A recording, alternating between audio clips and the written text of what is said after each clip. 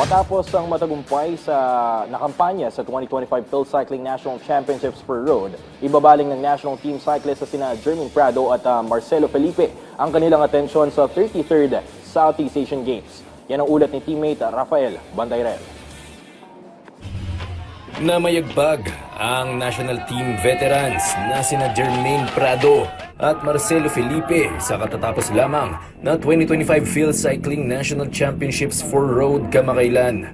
Pinagrinahan ng 31 anyos na si Prado ang women's elite ng Criterium Race nang tapusin ang karera sa loob ng 36 minutes and 24 seconds. Pero di pa dito natatapos ang mga gusto niyang makamit ngayong taon. Ayon kay Prado, pinakamalaki niyang target ang makapag-uwi ng gintong medalya sa Thailand SEA Games sa darating na Disyembre. Nasungkit ni Prado ang ginto sa Women's Individual Time Trial noong 2019 SEA Games at balak niya itong ulitin ngayong taon.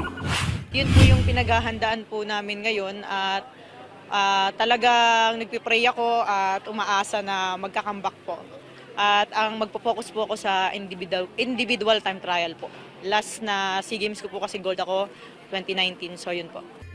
Samantala, nagpasiklab naman sa Men's Elite Division si Marcelo Felipe na tinapos ang 215-kilometer course sa loob ng 5 hours, 2 minutes and 25 seconds.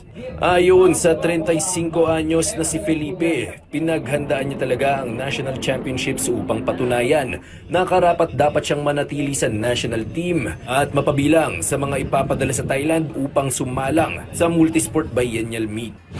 Yun nga, kailangan namin mag-perform para ma-retain kami sa pwesto namin bilang national athlete.